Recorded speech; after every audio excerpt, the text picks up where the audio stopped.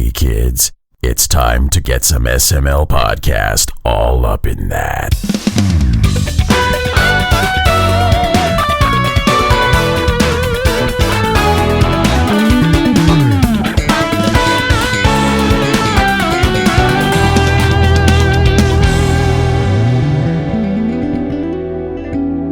What's up, everybody? This is the SML podcast. I'm your host, Joe. Joining as usual, Cole. How are you doing? It's fucking hot. Yeah, it is. It's hot and it's dusty because there's another dust cloud from Africa doing dust cloud things in Redneck Land. I don't think we have the dust issue up in my area. I think it's fizzling out before it gets that far north. Maybe. But it's fucking up our couches down here. Like, just making a dusty old hole right in the couch and then making a dusty dick to fuck the dusty hole. And it's horrible. It's very horrible. You have a way with words sometimes, you know that? I know. All three of us are imagining that, and you're welcome. But it's just doing really bad things to my allergy. So if I have to, like, stop and go silent, you can just assume that I'm having a sneezing fit. No, I want you to stay unmuted when you have sneezing fits. I've between sneezing fits and cough drops, and I'm like, is it the dust cloud or is it Rona? Something has me. I might die. Lord, take me. Lord, take me now.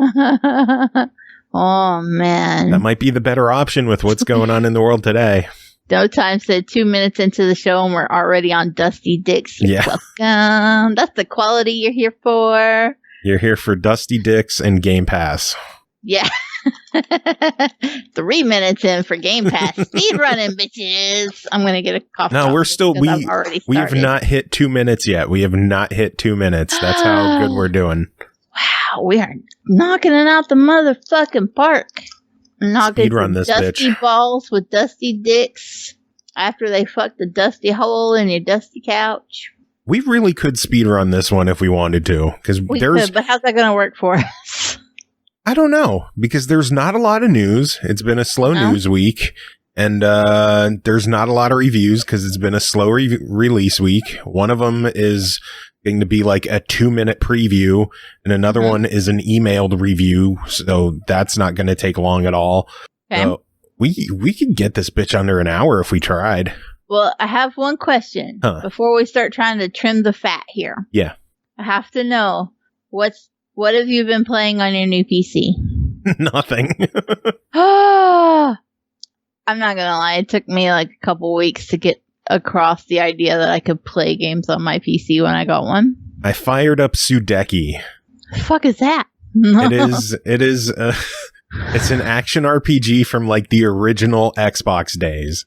Yeah, really, really intensive over there. Hey, I could not run that shit before. Root Beer says, "Are we kidding? There's tons of news." Uh-oh. I didn't find a lot of news in the week.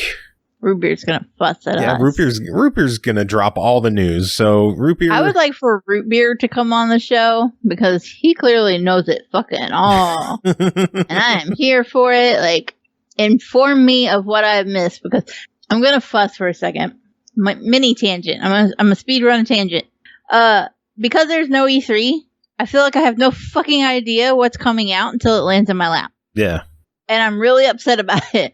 Like, I know there's all these great little mini conventions and like virtual and all these videos are being released and stuff. But obviously, because of the way that the indie system is, that's just flying under the radar. And unless somebody specifically tags me in a video and says, check this the fuck out, then I'm like, oh, yay! And I look for shit like that. Yeah. And I have no fucking idea. There was something the other day. People were like, I was in a Twitch chat. I don't even remember who I was watching. But the chat was like, oh, this video's being shown now. And this video, I'm like, fucking where? And nobody ever answered me. And I still don't know what the fuck they were watching and talking about the release videos for. So the extent of my knowledge of what's coming out is limited to that idea at Xbox post that was like, oh, hey, check out the shit we're going to demo. Yeah. And that's it. And I'm assuming that's probably part of your news, by the way. Yeah, the instead of having any kind of E3 showing, Microsoft is going to have some kind of like Summer of Arcade event, or I don't know what they called it, Summer of something. Mm-hmm. And they're going to have like 60 some demos of games that people are going to be able to check out over the week. I have two feelings on this. What are your feelings? That's fucking cool. That is very fucking cool. And they should do that more fucking often. 2, that's going to get avalanched. And I'm afraid not enough people care specifically about indies until somebody says, hey, go check this indie out, that they're going to miss it. And it's not going to get the traction in the news cycle that it would with something like E3 promoting it.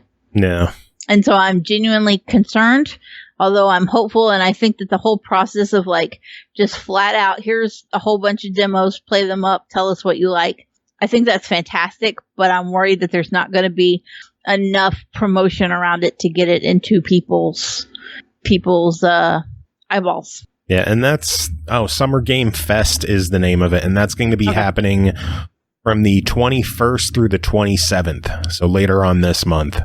I'm also concerned it doesn't last long enough, but that's fine. I would have liked to see a whole week. Tuesday to Monday. That's pretty much a week. Yeah. Okay. It is 7 days. 21st, 27th. Look, now you're splitting hairs here.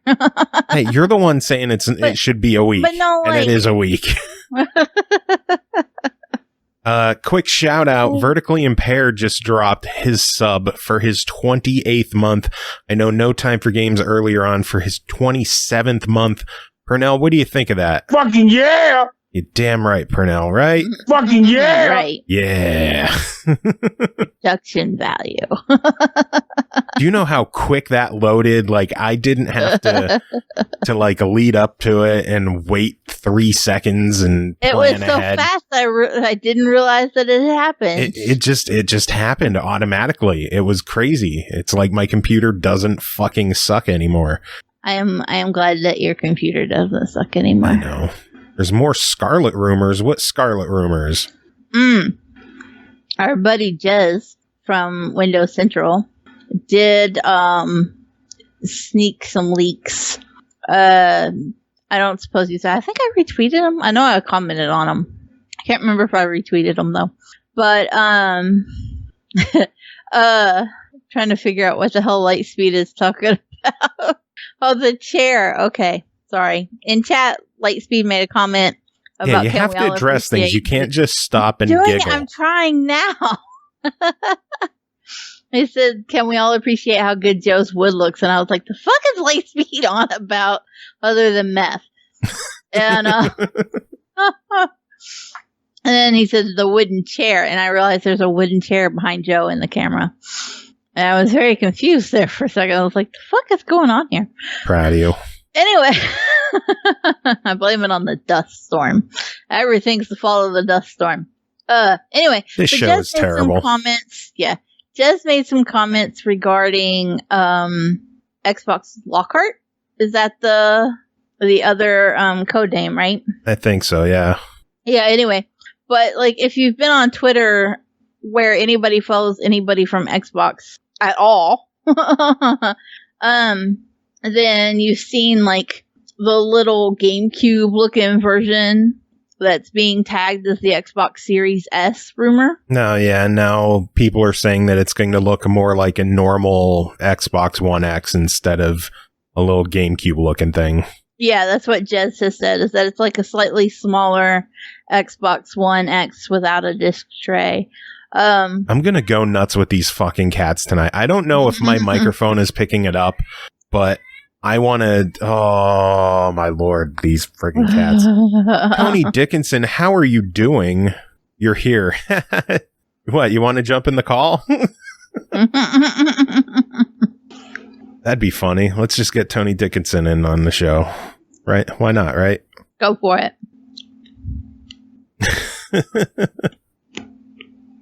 Seriously, cat. Sure, why not? Freddy Kitty. See, Anthony Charles Dickinson. Well, I will add you to Skype. Let's see if it adds them. Calling. Are we doing a call-in segment now? I guess so. There's been people that have come in chat and asked how they call into us. I was like, no, we don't do that shit here. Oh, my cat's in heat, and I am losing my mind. That's why I have boy cats. It's not calling. I don't know, Tony. I'm trying to call you, and it's not working. I don't know if you have a new Skype. No, it's not Prince of Darkness. Mr. Prime, thank you for the biddies. Look how fast the biddies fall down. Seriously, see how quick that shit was?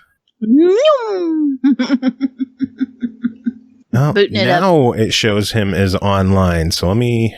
Sorry, dude, I'm booting up Skype right now. Should I just leave all of this in the show? Yes. Leave all of it, all of this terribleness? Production value.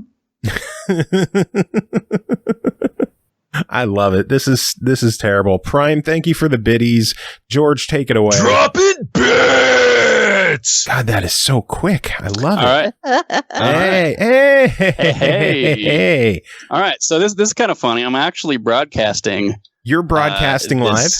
Yes, to my So own are we. my own Twitch stream right now. So Should I go live? people are going to be watching at home. So I'm just hanging out on the SML podcast for those people who are on my stream right now.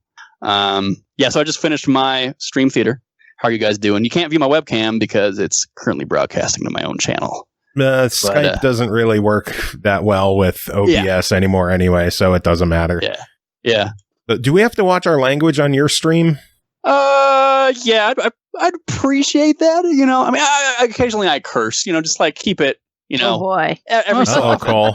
Like, you know, I'm in trouble. I think my mom's probably watching. I am. I think my brother and my nephews, they might not be watching anymore, but they were watching. Are they over the age of 18? Yes. No. Did they're not. you miss how I introduced the show? I did. I missed that. Oh boy. Yep. Oh boy. We'll try to keep it clean for at least a little bit. Okay. So you said you did stream theater. Tell us, what is that? By the way, introduce yourself because we didn't do that yet. So. Yeah. So my name is Tony Dickinson. I am a good fan of Joe Camps. We met at the MagFest area, or the series of MagFests. Yes. Joe Cam is a video game remix fan. I do video game remixes myself in my spare time. So You do? We have played a lot of your music on the show before. yes, Oodles of it. Mm-hmm. And you've even done our theme song before. I have. Has anybody redone it in the time that I did the last one? Viking What version Guitar are is you? the current theme. Mm-hmm. Mm-hmm. So, and then I think we're working on hopefully getting something new, but I don't know if you want to throw your hat back in the ring and do something new. Always down. Oh, got a lot of time now. Yeah. What are you doing with the whole quarantine and pretty much killing music or live music is just suffering? Yeah. So, I mean, I have some other stuff that I'm doing right now. I've got like a bunch of YouTube stuff I've kind of planned out. I'm doing some Silva stuff, some Tiberian Sun stuff. And I'm trying to kind of get back into my YouTube channel. I've put out some. I used to do like covers like a long time ago. I used to put out covers, and I kind of got back into that. I've like invested in like fancy cameras and stuff like that. But like I did Metallica's Battery, I covered that. I did. Oh, that's kind of like how I got my start in YouTube, and that's actually how I've landed a couple gigs. Is some of my YouTube covers from a long time ago, like high school days. And so yeah, so I'm doing a little bit of that. I have some like writing work, like trailer music and library music kind of stuff that I have been that I've been working on as well. And yeah, just trying to keep my mind off of the world burning down around us, basically. Human malware. Yeah. So how bad are things in your neck of the woods with the plague? They're not that bad. They're not that bad. Colorado kind of clamped down on everything pretty quickly, actually. when things were going down. So we've had like 1,600 deaths, which is not, like in the grand scheme of things is like a terrible number by any statistic, but is one of the lower actually death statistics currently compared to other states. So we've been slowly like reopening, but music is not going to be coming back for a long time. I have had some actually like music venues. I think they're kind of desperate for business, like send messages to me for get my band like playing there, and they're like, yeah, we got space tables and everything. We can have up to 75 people in our venue. I'm like, no, I'm sorry, no, ain't gonna happen. I'm not gonna be part of that. Oh, I got choked up there. Thinking about 75 people in a room just gave me serious anxiety. I know, and it's not actually a terribly big room either, right? It's just like, yeah. All right. And yeah. So, I was doing a live streaming show, Stream Theater. Stream Theater, yes. I love your name of it. It started off with obviously Slipknot, right? No. Nope. Really? No. Obviously Dream Theater, Joe. Oh. Obviously Dream Theater. I was thinking that. Yeah. So the first one I did was early April. I did Dream Theater covers because I know like a decent amount of Dream Theater, and basically it was just like it was kind of like the quarantine had really kind of hit. It had been for a couple of weeks. It's like, well, crap. There go all my like live shows for like a year. Yeah. So I'm like, okay, I guess I'm just gonna try to do like live shows on the internet. I actually have people who are watching my stream at home know I have lights that actually trigger with my bass. Oh, so that's I was cool. like, yeah, I'm going to do like like live lights and just kind of like make it a little mini show for people, because nobody, I know people want to see live music, but they're going to have to do it from the comfort of their homes. So I did that for a few episodes. I had to take like the month of May off because I had to get my motherboard remade because it was going to shit. Nice. And then I came back, and then last week, unfortunately, I got a copyright strike after playing Crazy Train by Ozzy Osbourne. Oh no. Yeah. So, yeah, it's a bummer. So I don't think I can do the cover thing anymore. And that also sucks because it's like it's easy to do it weekly when I was doing covers. So now I probably can't do it weekly. It's too much work to like recreate the tracks. For a weekly show, that would be way too much work. So, yeah. So again, like I got a lot of stuff that I'm doing offline, really. A lot of stuff to get on my YouTube channel and some other projects and stuff like that. I'm actually taking this year to kind of redo a bunch of my old video game remixes. No. I was kind of planning on doing that from the beginning. If only for the sake of calling the compilation, like hindsight 2020, basically, like looking back on my remix history and just like kind of redoing stuff. Cause I'm working on music constantly. So I get like better samples and better guitar tones, better like production skills. So I'm always looking for excuses to kind of like go back and do that stuff and make them sound better. Yeah, it's crazy to listen to your stuff from Puds Duds compared to your stuff with Siberian Suns.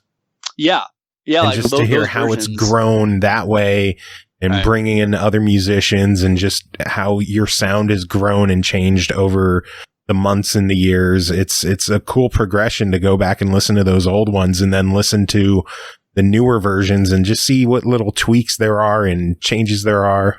Right. Yeah. Yeah. So, but the other benefit of why I'm going to try to do that is also after I kind of like remake them, I'm probably going to be recording a lot of those for YouTube as well. Mm-hmm. So, I'm practicing a lot more keyboards so I can try to play some of those keyboard parts, for the video. So like guitar, bass, and keyboard. So, cause I have a lot of time. I've been practicing like piano every day and trying to get those chops back up. But, yeah, so that's what I'm doing. But otherwise I am home. Just hanging out. Just hanging out. Yeah. What are you playing? What am I playing? Currently? Oh, yeah. Video game wise? Yeah. Okay, so gotta have to plug myself. Command Conquer Remastered Collection, because I did part of the soundtrack to it. Tell us about that. Yes. So, yes. So, as some of you might know, I play in a band called Tiberian Sons, and we played at MagFest in 2019. But we played with Frank Klepaki, who composes the music for Command and Conquer. And so we did it was an entire set of Command and Conquer music.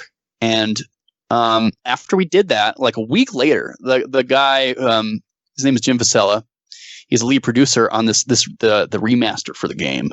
He sent Frank an email. He's like, "Hey, show's really cool. Could you could you guys record that and we'll put it in the game?" I'm just like, "What? Sweet!" So, yeah. So we did that. We had, of course, we were like on NDA, right? This is AAA game release. We're on NDA. We couldn't talk about it. We actually pretty much recorded the album like in March 2019. It was pretty much done by that point, but we couldn't talk about it. And the game came out earlier in June.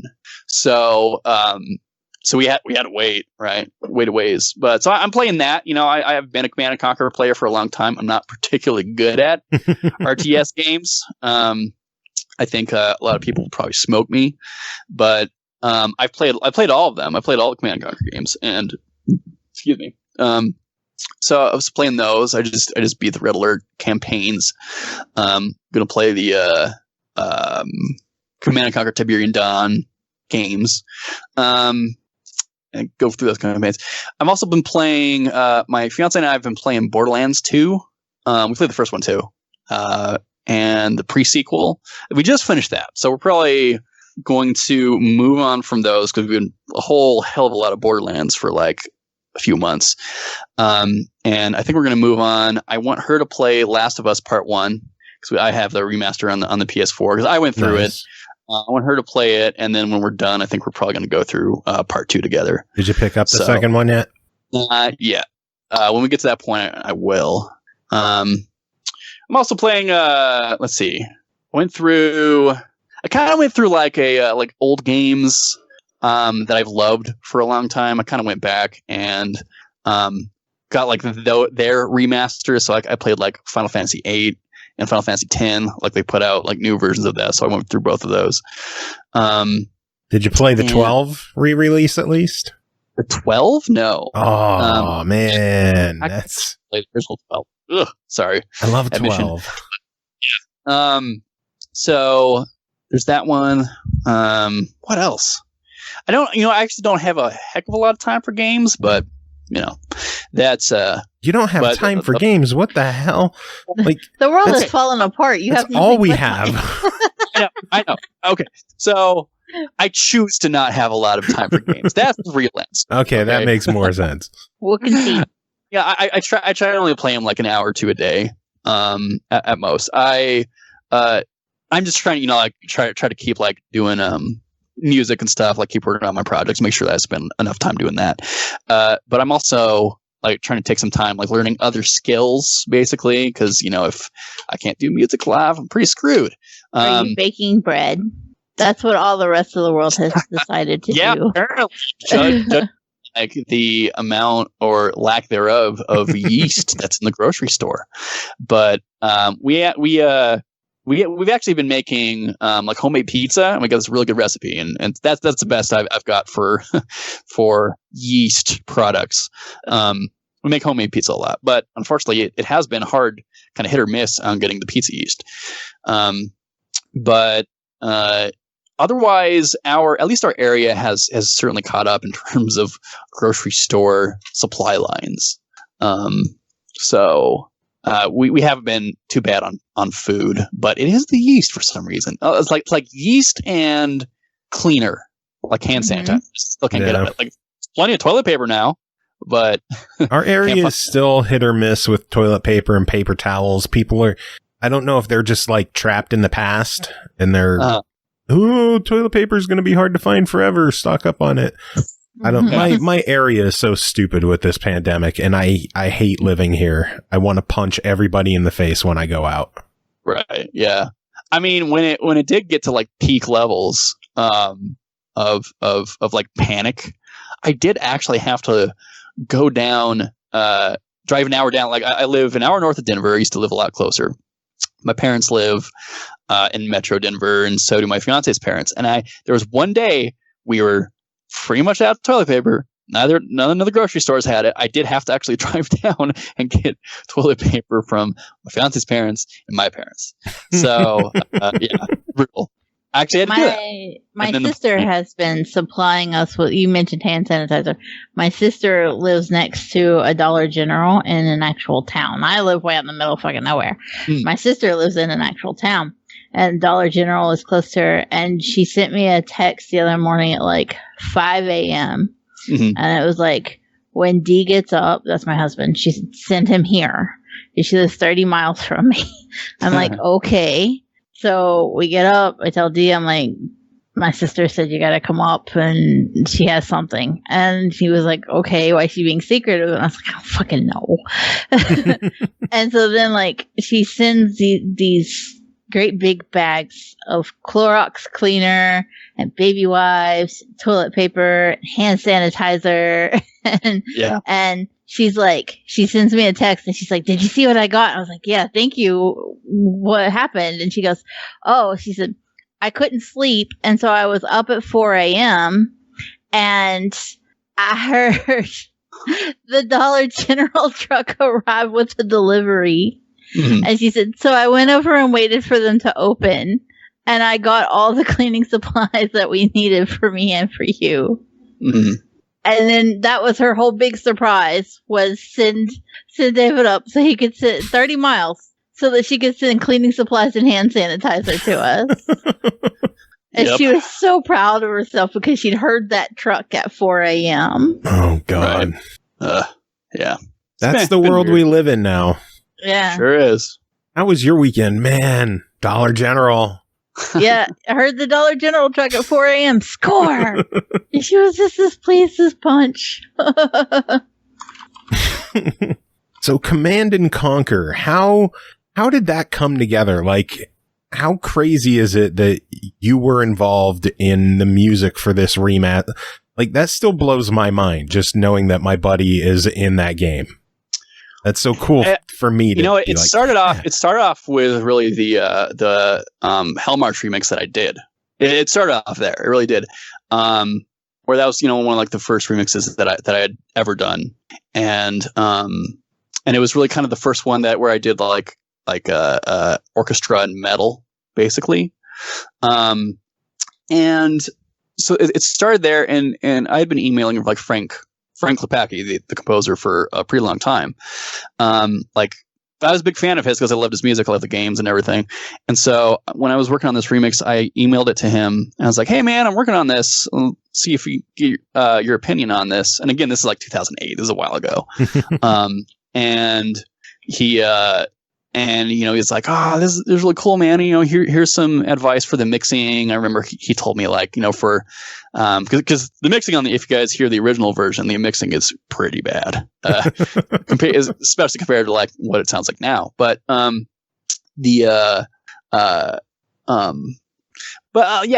really good at he's really good at interacting with fans. He's good at answering emails and stuff like that. So we kind of remained in touch, and Frank then after the Vince DiCola.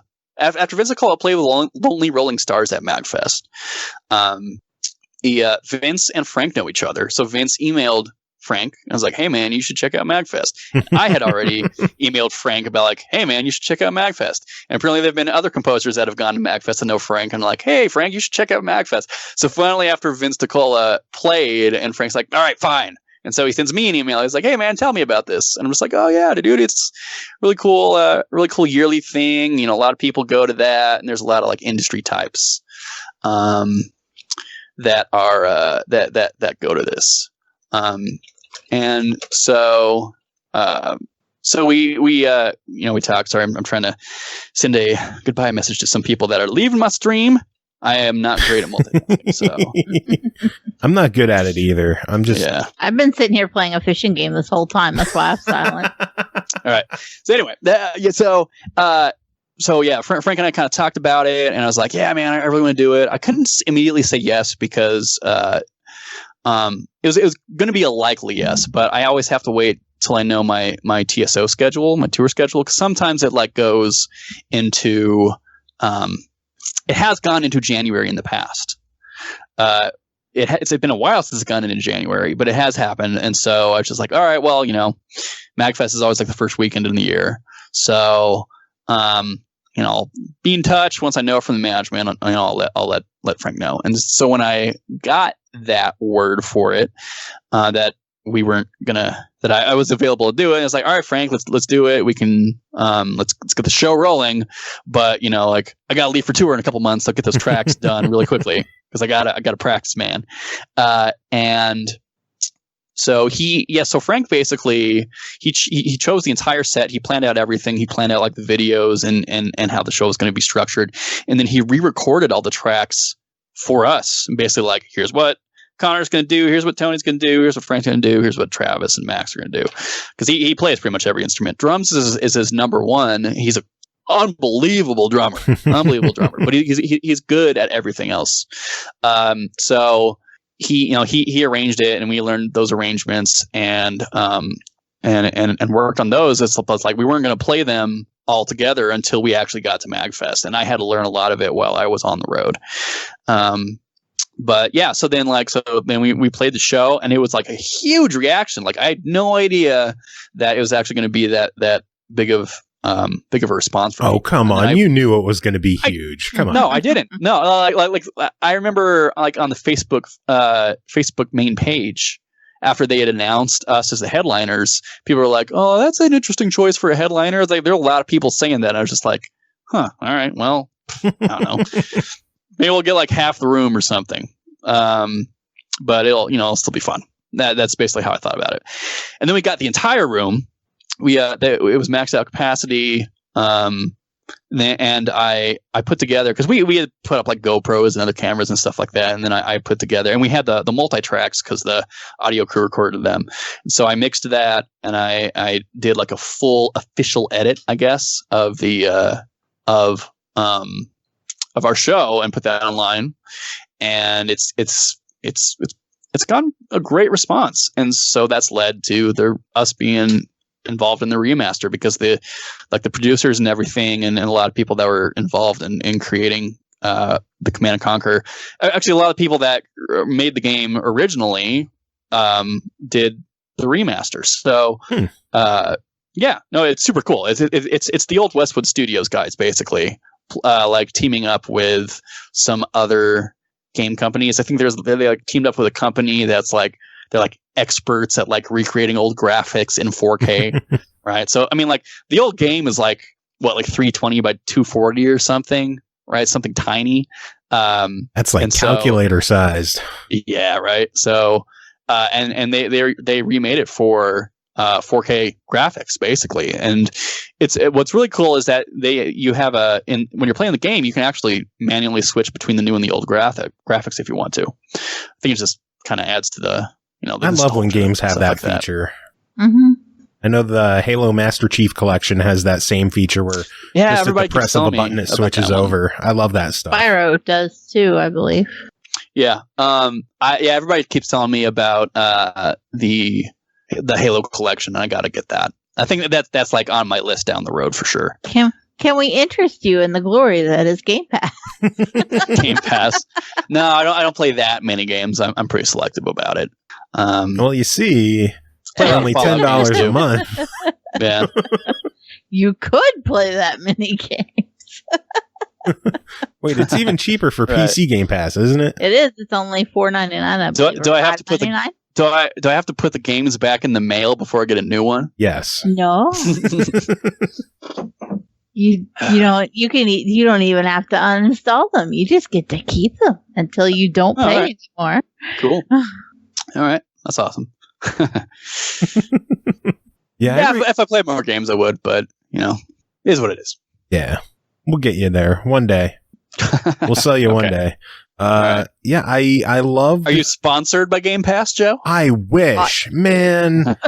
If we could get a sponsorship from Microsoft, I would lose it. I would be so excited. That would be crazy. But no one likes us enough. Mm. But you do. I like you. I sponsor you. I have nothing to give you, but you can use me as you your have music to give official us. endorsement. I do. Yeah, that's true. You're going to get all my music. What kind of new music have you been working on? What can we play on this episode that you have been working on? We have a couple new Tiberian Suns tracks we actually did this year. Oh, I need to hold on just a second. I need to get a new browser window. I'm casting your podcast onto my computer, but I have to use the display capture in my broadcast software. So I got to grab the link. So we did in March. These were both for DoD. In March we did. It was Recover Month, which you basically recover another DoDer's track, and so we did Full Mast, which was Vert and Snappleman, which was Zelda Wind Waker and like some of the themes from the original Zelda. I remember seeing that on DoD. And then for April we did God Shattering Star from Fire Emblem Three Houses, which is one of the biggest arrangements we've done, and one of my favorites that we've ever done. So I'm gonna find these links and I'm gonna toss them your way. It's actually going to be easier if I could just grab it from the DoD website. But I could just jump on the DoD website and grab them. You could, I mean, again, I'm not very good at multitasking, so while I'm doing it, dude, this is the first time in ever that I've had a computer capable of multitasking, and I don't know what I should do. Right? Because I'm scared that if I start multitasking too much, I'll just ignore. Like you and Cole, like you'll be talking to me and I'll just be Oh, like I do. All right, so there's the link to Full Mast, and then let's see here, the link to God Shattering Star. So we are working on a video to God Shattering Star as well. Oh, yes, it's going to be epic. What are you doing with the video? Just us playing it, really. I've been practicing. We had Mike Willard from Arm Cannon sing the opera part of it, but so yeah, it'll just be us playing it mostly. But because I'm playing piano, I'll also be like kind of playing keyboard in that and stuff like that. It's just a music video, right, of us playing it in our respective homes. I think it should just be a video of you playing all the parts yourself. Just 6 Tonys. Yeah, that will be for my other remixes. It's actually live drums on that one, on God Shattering Star, and Connor plays some lead guitar stuff. I recorded the bass and the rhythm guitars and the guitar solos. There's some lead stuff that I had Connor do, but it'll be us all like playing it together as a band. So yeah. Nice. So always good seeing Tiberian Suns doing stuff. Are you working on more stuff that you're able to talk about, or anything you're not able to talk about but you could hint at? You could like blink once if there is. Again, like some video projects I'm working on are pretty cool right now. I don't know if like there's some special video projects that I'm working on. I don't know if they'll actually be public, but they are. I'm involving like other big name musicians as part of it, but it's stuff for a fundraiser basically. But I'm editing those together. If they're public, I'll let you know. But I don't know if I can necessarily talk about those at the moment. Yeah. Hey, I gotta ask, right? Yeah, of course. Yeah. Yes. So anything else you want to talk about, or do you want to hang out and chat news with us? What kind of news? Just the news of the week. News of the week. Video game Perhaps. News. I do need to eat. I'm very hungry. Well, then we should let you get going. Yeah. It was good having you on. It was a fun little spontaneous visit. Good to be on. Thank you, Joe. It's been a while, actually. We were going to be like, hey, we're going to speed run this episode. We'll get done within like an hour. And then you jumped in chat and you're like, hey, I'm free. Want me to jump in? And I'm like, yeah, let's do this. Yeah. Now, a half hour later, we're going to let you go so you could eat. Yes. And I'm hungry and I wish I was leaving to eat, but I have to do more show. Tis the life of a live streamer. Joe Cam. Do you have any final words before we let you get going? Wear your friggin' masks, people. That's the only Yes. thing I have to say. Wear your friggin' masks. Just do it. Yes, I can agree with that one. Tony, we will let you get going. Have yourself a wonderful night, and you take care of Okay. yourself. Thanks, buddy. It's good talking to you. And bye to your viewers. Yes. Bye. It was a pleasure to meet you, Tony. You too. Thanks, guys. See ya. Oh, man. I love Tony. He's good peoples. Yes. So, news. Should we get on to the news? That's a thing. Last week we went over the games with gold. This week we got the PlayStation Plus announcement. We'll go over both of them again just to compare. PlayStation Plus for the month of July is getting NBA 2K20, Rise of the Tomb Raider 20-year celebration, and a bonus game called Erica. A bonus game? Yeah. Okay. So they're getting 3 games. Pretty solid games. I know a lot of people don't care about the basketball game, but Rise of the Tomb Raider getting the 20-year celebration with all the DLC, that's pretty badass. Yes. And then on the flip side of Xbox, Xbox One has World Rally Championship 8 and Dunk Lords, and Xbox 360 has Saints Row 2 and Juju. Okay. So, yeah, that's a month. Those exist. Those do exist. I think PlayStation's got the edge this month. Yeah. I don't know. It's kind of a neutral month, in my opinion. Nobody really wins or loses. It just exists. The only thing I care about is Dunk Lords is a brand new game, so that means I don't have it. So that's a small victory right there. Yes. But makes sense. Twitch Prime, they have a handful of games for the month. Did you see theirs? No, I haven't seen theirs. So far, 6 games have been announced so far. I know sometimes they'll add a couple more through the middle of the month, but at the beginning of the month, you've got Kunai, Dear Esther, Dark Devotion, Turok 2 Seeds of Evil, Grip, and Melbit's World. Okay. So some good stuff in there. Yeah. Dear Esther is always solid. Grip is fun. Okay. So, Game Pass, some Game Pass news hit this week. On July 1st, console got Soul Calibur 6 and PC got Out of the Park Baseball 21, which I know everyone's excited for baseball. Yeah, sweet. Well, I mean, the season is finally starting. I think it's exciting to get some actual sports in the world again. Sports.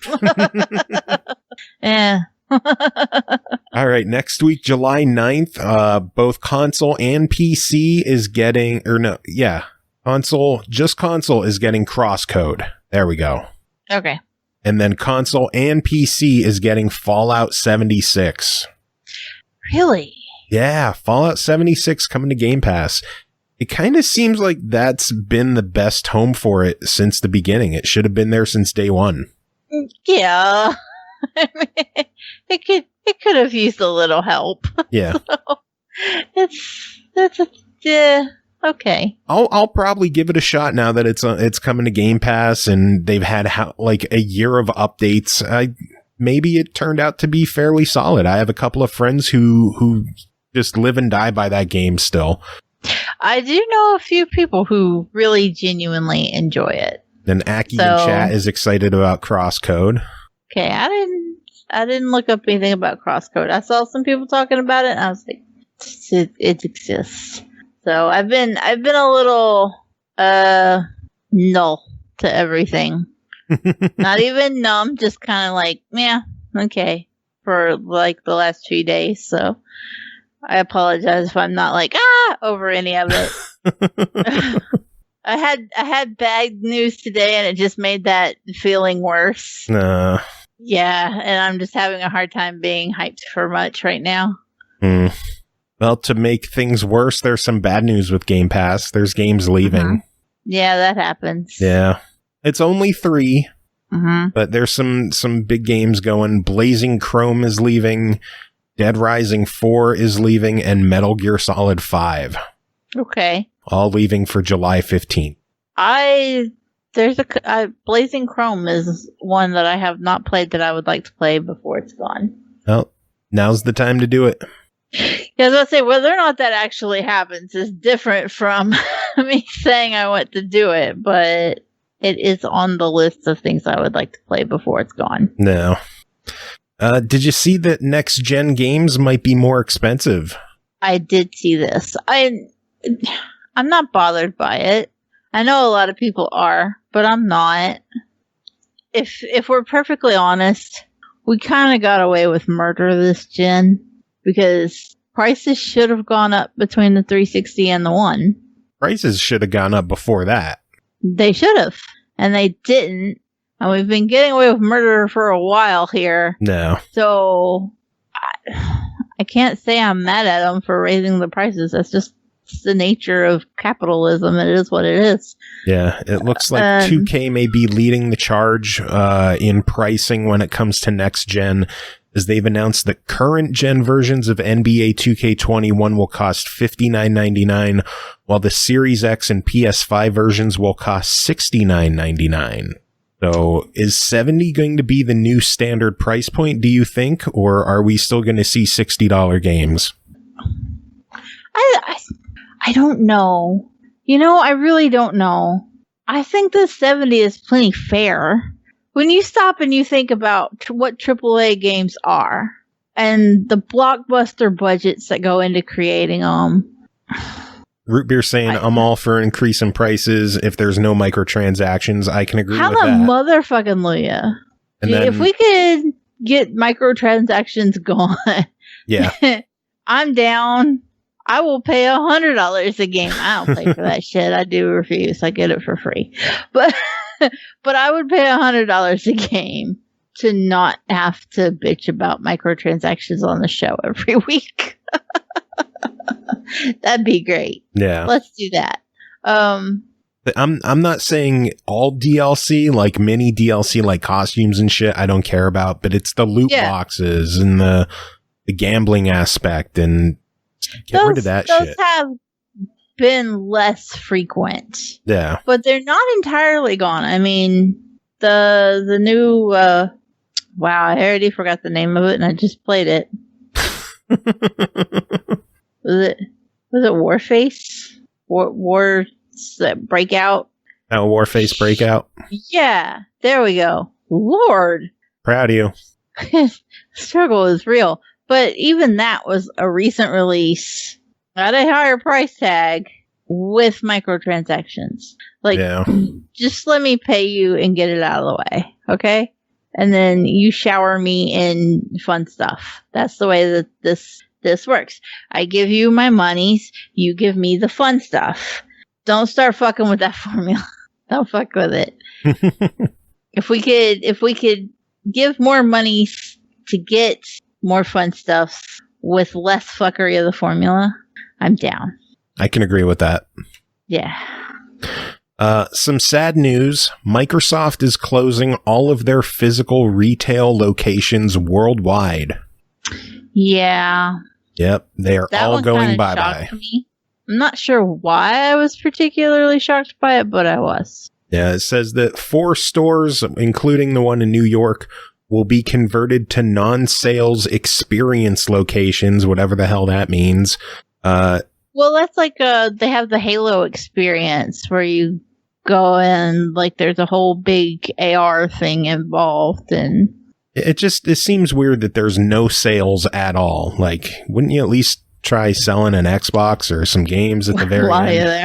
You're there, By the way, but yeah. While you're here, jump in. Maybe the idea is to get people invested in the story or interested in the story so that they go back and they like start looking up and like, holy shit, there's all these other games and stuff.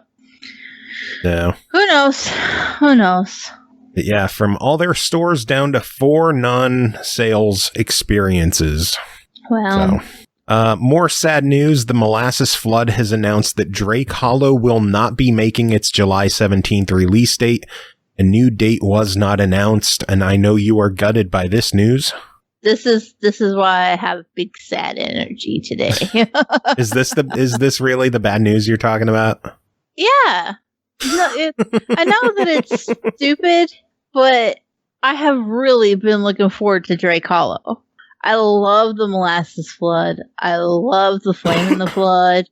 I had such a good time with the beta, and I was like, holy fuck, I've literally been counting down the days. I got up this morning. I got up yesterday. I was like 16 fucking days. And I got up today. I was like 15 fucking days. Because I was really stupid excited. And I was like, I had such a good time with it. I was really looking forward to it. And I still am. But now I don't know when I get to be excited for it. No. At least you know it's still coming. I do, and I'm trying not to be like, well, this fucking sucks. Just everything sucks. But I'm just like, I don't know. The world's been shit the last few months, and this was somehow like a little beacon that I had clasped onto that I was like, everything sucks, but fucking Drake Hollow is coming out, okay? So it's fine. No, it's still coming out. And I kind of, it is, but it's not now. No. And it's just, you know, I don't know. I had just like attached to that idea of it's soon and I get to enjoy it and I'm going to get to just have a good time. And now it's like, okay, it's not soon anymore. And I need the soon to come back. Yeah. Yeah. Yet more sad news. Andy McNamara, the Game Informer editor-in-chief since 1994, is stepping down from the magazine and games journalism completely. Okay. Yeah, he's been with the magazine since it launched in 91, and he was the editor-in-chief since 94, and he is stepping away. Okay. Isn't that crazy? That is pretty crazy. And he's not just like retiring from everything, just games journalism. Is he going to get another job elsewhere? Like, what's this dude doing? He says he's not leaving the game industry as a whole, but we'll see what happens. Dark Mika saying Game Informer still exists. Yes, but who knows how much longer at this point. Yeah. Yeah. I know Root Beer's been talking about there's been some shittiness going on in the Smash Brothers scene. Have you caught any of this news? Because I haven't, and I don't want to comment on it if I don't know the facts. No. I've got to be really, really honest. A lot of the accusations and the claims against players or streamers being involved in sexual assault, I really, really struggle with that shit emotionally. I don't have the hitherto or the capacity to follow it, to read it. I have to. Yeah. It's shitty. They need to step out of the limelight, move on. But I can't. I cannot emotionally invest in that. And I apologize. I'd like to be able to go on some kind of big tangent and you know, say something poignant, but you know, it's. I don't have the emotional capacity for it. Yeah, we're not the show for that. I'm not even sure I'm comfortable saying we're not the show for it. I think I don't. It's something we can talk about. It's just something I personally can't talk about. I think it's something that I would prefer to not talk about because I don't know all the facts, and I don't want to get into a conversation where I don't know all the facts, and I don't want to say something stupid, which I say something stupid on a weekly basis. I just don't want to say anything regrettably stupid. Yeah. So, which is understandable. So and instead we'll talk about fishing games. Yeah. Look, there was never a week I needed more to just get lost in a game that lets me mindlessly throw dead fish and worms at fish to catch more fish. Well, should we get to reviews then? Let's do it. Let's do it. All right. First game to talk about tonight is called The Catch, Carp and Course, developed and published by Dovetail Games. It released June 30th on Xbox One and PS4 for $24.99. The Catch, Carp and Course is a species hunting fishing game about the passion and pursuit of what lurks beneath the waters. Take on the hunt of a lifetime as you target and pursue monster-sized fish around the world. It's all about the catch. Cole, tell us about The Catch. Man, Dovetail Games are up there with they're on that same level as Artifex Mundi games. They can do no wrong. They know what their craft is. They stick to their lane and they just constantly hone what they're doing and make it better. And I cannot for the life of me find things to be disappointed with when it comes to Dovetail Games. Now, I say that knowing that I was pretty iffy on my last Dovetail review. I think it was fishing sim world or something like that. It wasn't my favorite because I kept comparing it to Dovetail Eurofishing. Dovetail Eurofishing to date has been my favorite Dovetail game, and it's like the cream of the crop when it comes to fishing simulators. If you're not into fishing, if you don't enjoy fishing, if you're completely oblivious to fishing, none of that makes any sense to you. And that's fine, and I understand it. And the further I go into this review, the less it's going to make sense to you. And that's fine. But do try to hear me out, because there is something I would like to point out about Dovetail fishing games before I get into all of the why they're the best parts. Dovetail knows that not everybody is going to invest whole hog into a fishing simulator.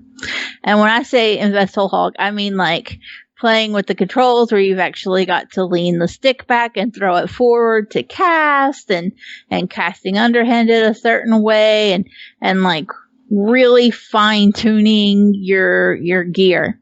They know that that's a difficult simulating system to get into. And so they say, well, yeah, we put all that shit there and it's fine tuned and it's really good. But if you can't get into that, you could still pick up a Dovetail game and enjoy it, because they let you adjust and choose simpler mechanics if you want them. So there's always options to go in and say, well, I don't mind doing the more precise cast, but I don't want to have to put so much effort on to fighting the fish and reeling it in. So you can actually go in and say, okay, but I don't want the tension mechanics to be complicated. I want simpler tension mechanics, or I want simpler casting, or I want both. And the game just lets you play and enjoy and fish, no matter how involved in it being a simulator you're willing to get. More games need to do that. I love simulator games, but the whole genre just throws the baby out with the bathwater as far as being difficult goes. And when I see one that just goes, you don't got to be an expert in our field to have fun, then I am 100% on board. Mm-hmm. And Dovetail does that incredibly well. They have done it on all of their fishing games. They have always had those I consider them accessibility features, because for me, I can't do the hand motion for the casting legitimately. Even though I think it's a really cool mechanic, I can't physically do it. And so I can just go in and set the simpler cast and be done with it and still get to fish and have fun. It also is one of the best simulators for explaining what you need to know without trying to cloud it or make you feel dumb for needing an extra explanation. There's always all these different brands of hooks and bait and all these different accessories that you could focus on and really get into the nitty gritty of, oh, I only like ridge monkey hooks, or I only like this kind of bait. Or you could be like me and not give a fuck and just be like, I like the color of that one. I'm gonna pick it. And the funny thing is that I fish in real life, so I know what some of these things are. My husband is an avid fisherman. He was going to go tonight. It's too hot. He decided not to. So, I mean, he's an avid fisherman. I fish quite a bit. So we know what these things are. But even if I don't want to focus on the specifics of it, the game is like, hey, you like this bait? Cool. It's good for catching this kind of fish. It's good for catching that kind of fish. There are special named fish in each of the venues, which are your boss fish. And so, like, they're really hard to catch. They put up a big-ass fight when you do get one. And they also have certain situations that you need to take into consideration. Like what? In order to catch it. So, like, certain fish can only be caught in a certain alcove of a certain lake at a certain hour, right? Using a certain kind of bait. But even though all that, if you're not familiar with fishing, you'd be like, how the fuck am I supposed to know this stuff? The game just flat out tells you, oh, this is the lake that you're going to. These are the fish you've caught. This is your personal best. This is what you caught it with. This is how you can catch a better one. You don't have to put in that mental investment to have fun with it, because it helps you along the way. It can make it as difficult or as simple as you want it to be. You don't have to go for those boss fish at all. There have been times playing Dovetail games where I've caught boss fish and I've gone and looked it up, and like the Reddit is like, no, I had to do this and this and this at this hour and that hour. I'm like, I just caught that fish on accident. Sometimes you just throw that shit out and it happens. And that's just like real life. Sometimes it doesn't. I don't care how many fucking times people tell me you need to fish with chicken liver. Sometimes you can just throw some strawberry Kool-Aid in the lake and you're going to catch a fish. It's just that's the shit that happens. What the fuck are you talking about? It's true. The game knows it too, because there's like Kool-Aid flavored baits and stuff, and I giggle every time I see it. I'm like, that's so good that they know. Oh my god. Kool-Aid, strawberry Kool-Aid, because it looks like blood. Fish go for it. Oh my god. Okay, so I do have one complaint. So in previous Dovetail games, specifically Eurofishing, which I said is cream of the crop, right? okay. One of my favorite features was that it was on a day and night cycle. So you claim your peg, you set up, you put your 3 fishing poles in the water, and time is continuously moving. The weather can be set to be dynamic, or it can be a certain weather pattern whenever. The thing is, though, is that I guess people complained because, like I said, certain fish can only be caught at certain times, right? Okay. I guess people complained that they were trying to catch boss fish in the time of the day or the weather would change on them. And so then they weren't able to catch those fish. So in the last couple of simulators we've had from Dovetail, they've removed that dynamic timing. And rather than just changing itself and allowing you to set up and let the weather and the time change around you, you now have to go into the menu and change. I want this hour. I want this. And it doesn't do hours anymore either. It's like, do you want to fish in the morning? Okay. Do you want to fish at sunrise? Okay. Do you want to fish at sunset? Okay. But it doesn't, once you set it to that time, it stays that time unless you go into the menu and change it. No. However, they did change one thing between the last game and this one. For the love of me, I can't remember this proper name for that last game. They did change one thing, and I am grateful for it. You no longer have to go all the way back to the menu to change your time or your weather. They did put it in so that even though it's not dynamically changing with you, you can still just go into the map, change the time, your poles stay in the water, your bait stays in the water, you can stay at your peg, and it just changes the in-game time for you. So that's nice. At least you don't have to back all the way out. I wish they would give you more options for your tackle box, though, because you are still limited to just your 3 poles and what's set up on your poles at that time. You can't change them dynamically, but you can change the weather when you want to, which is a little weird. Give me a little more variety in my tackle box, but thanks for the weather, I guess. Oh, Lord. Well, overall, you're looking at $25 on this one. What do you think of it? I do think it's absolutely worth it. I think it's better than their previous game. I didn't even mention that there's boats. I fucking forgot because I don't care about the boats. I don't like the boats. They add a neat element to where you can like get out in some different places on the water. But I just like sitting at a peg and throwing my line in the water and hoping for the best. But I do think it's there's some things that are improved, but there's also some things that I just kind of long for from Eurofishing. But the number of lakes that you get, the types of fish that there are, it's all very impressive, and I think it's definitely worth the money and give it a buy it. Cool. Yeah. All right, next game is called Night Call, developed by Monkey Moon, published by Raw Fury, released June 24th on Xbox One and Switch for $19.99. Also available as part of Xbox Game Pass. Friend, confidant, therapist, voyeur. As a cab driver working the Paris night shift, you are many things to different people. Your gift is getting people to talk, and in order to catch the serial killer who left you for dead, that's exactly what you'll need to do. Cole, tell us about Night Call. Man, Night Call is fantastic and also very intense. Excuse me, I've got the hiccups all of a sudden. I was talking too much about fishing. That'll teach you. Okay, yeah, right. So Night Call is a point-and-click narrative. Yeah, we're going to roll with that. It's not point-and-click in like a hidden object kind of way, or as in a puzzler kind of way, but as in like you point your mouse and click the solution, like what you want to do, you know? Aki says her and I have very different opinions on Night Call. I'm a little surprised.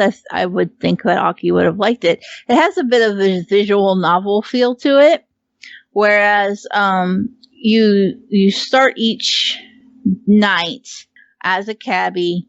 There are 3 different investigations that you can carry out, but ultimately your job is drive around the city, take people to different destinations, which kind of just happens. You don't actually have to drive the car or anything like that. But you need to choose options to get them to talk to you and give you clues that help you solve the investigations. It has a very dark, monochromatic aesthetic. Reminds me very much of like a classic film noir. A whodunit murder mystery kind of situation. I got really, really invested in the stories that were being told, which is great because you're limited for the course of the investigation to only have 7 nights to get to your solution. But you're going to find that you're going to run into passengers that you'll reoccurringly pick up. And as you pick them up, you learn more of their stories and you kind of get invested in those stories.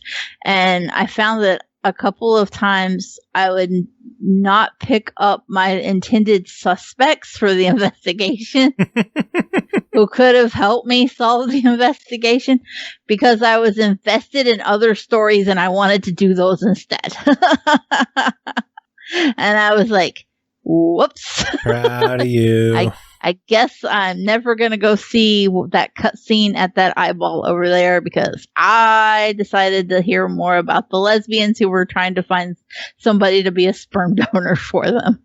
So sometimes just the stories, they're so humanized and real that you can't help but get invested into them and want to like voyeuristically hear a little more. There's a Passadex involved in the game where like every passenger that you can pick up, as well as all their story scenarios, like it keeps record of all that for you, so you can actually go into it and see like who you've interacted with and what stories you heard from them. With the investigations only lasting 7 nights, again, you can kind of miss out on a lot. And I found myself getting really stressed, like, who do I go to? Because I don't want to miss out. But there is a free roam mode that you can go into as well and just drive around and pick up people and collect their stories.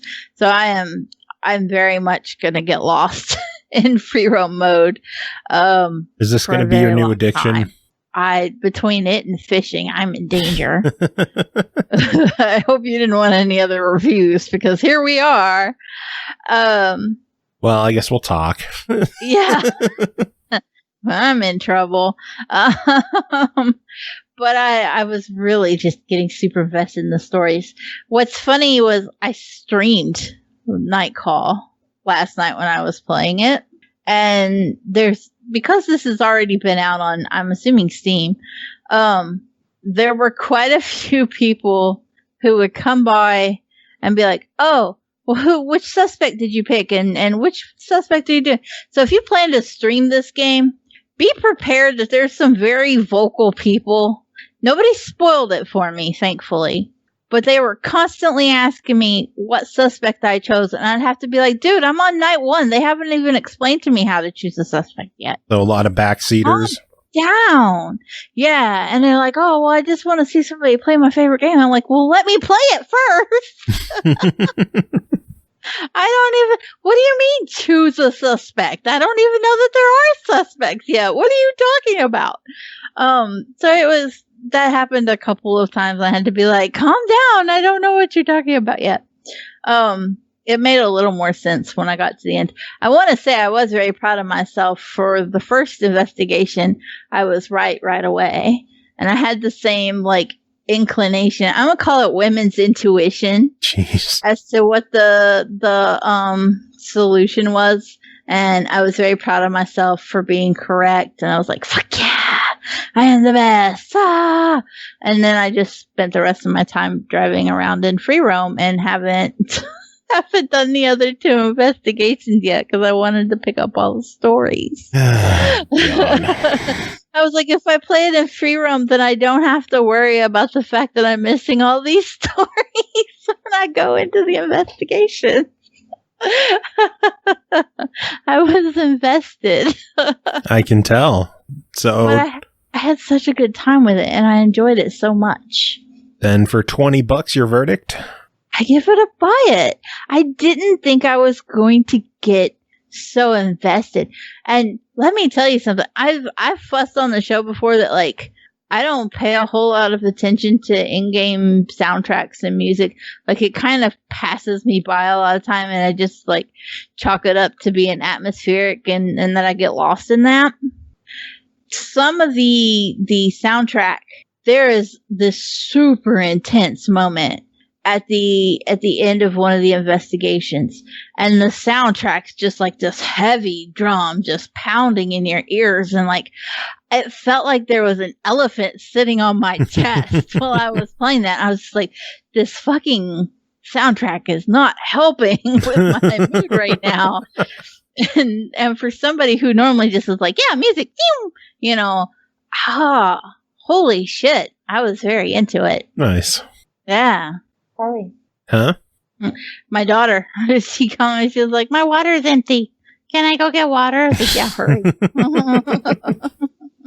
All right. Well, next game to talk about is called Super Soccer Blast, developed and published by Unfinished Pixel, released June 12th on Xbox One, June 19th on Switch for $7.99.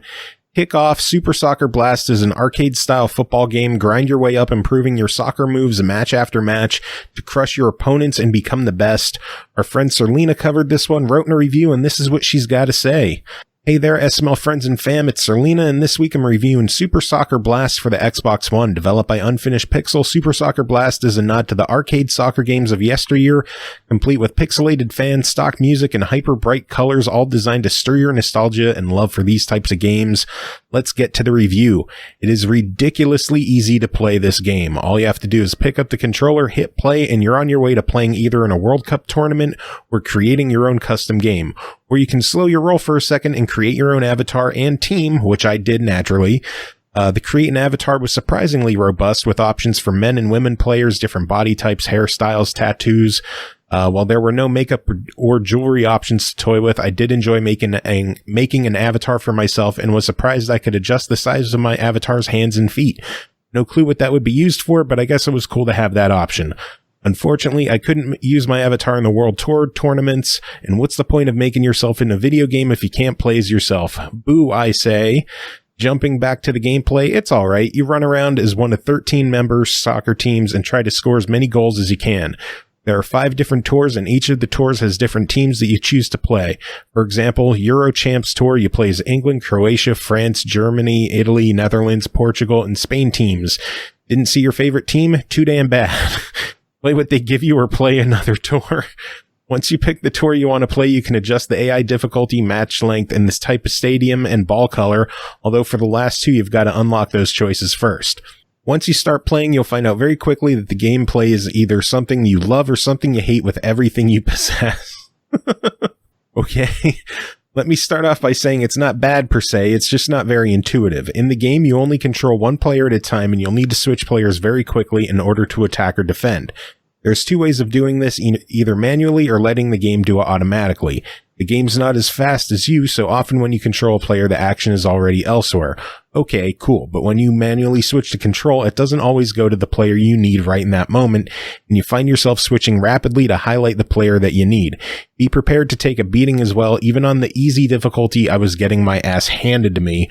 Not because I'm bad, but you have to wait for your players to get into position before you can try to score a goal. I will say, though, that the games aren't too long, and if you're doing achievement hunting, it might be worth your while to check this one out.